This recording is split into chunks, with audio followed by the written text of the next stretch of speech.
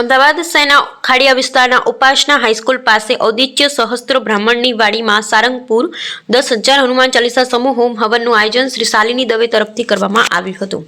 નમસ્કાર દર્શક મિત્રો, હું છું જયદીપ શુક્લા। આપ નિહાળી રહ્યા છો ક્રાઇમ પેટ્રોલિંગ ન્યૂઝ। તેની યુટ્યુબ ઉપર લાઇક કરો, શેર કરો અને સબસ્ક્રાઇબ કરો, જેથી કરી અવનવી માહિતી આપણી પાસે પહોંચી શકે।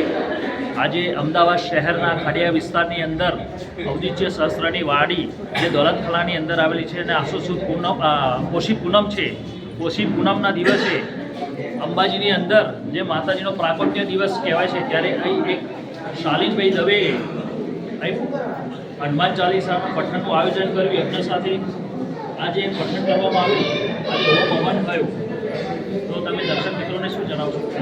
આ યજ્ઞ એટલા માટે કરાવવાનું કે મારા ગુરુએ કીધું હતું કે તું જે યજ્ઞ કરે છે એ યજ્ઞનું શું મહત્વ, જે છાણ જે છાણ આ છાણ જે છે આ છાણમાંથી શું નીકળે છે એ તો મને નથી ખબર।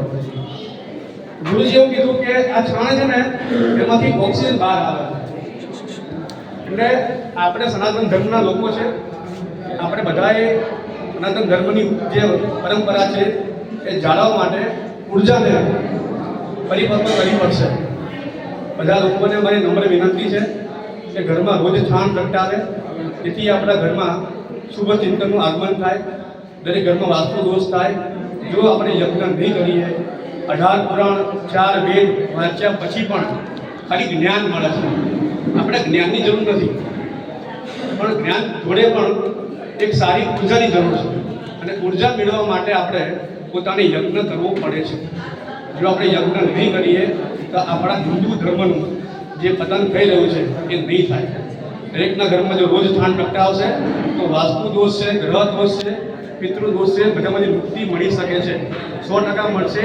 એવો મારો અનુભવી છે, અને દરેકને મારી વિનંતી છે કે આજ પછી દરેક પોતાના ઘરમાં એક છાણ, પડીક ખાંડ અને થોડો ઘરમાં દૂધ કરે, જેથી ઘરમાં વાસ્તુ દોષ દૂર થાય, સારી ઉર્જા પ્રાગટ્ય થાય। અને છેલ્લે એવું કહેવું કે જગ્નેન જય મંડલંડલેવા કાળર્માણી રતમાનસ્ય દેહનાગ મહિમા જાજ્ય સાધ્ય સન્નિદેવા। सनातन धर्म की जय हो, अपने अपने माता पिता की जय हो, अपने अपने गुरुदेव की जय हो। नमः पार्वती पते हर हर महादेव,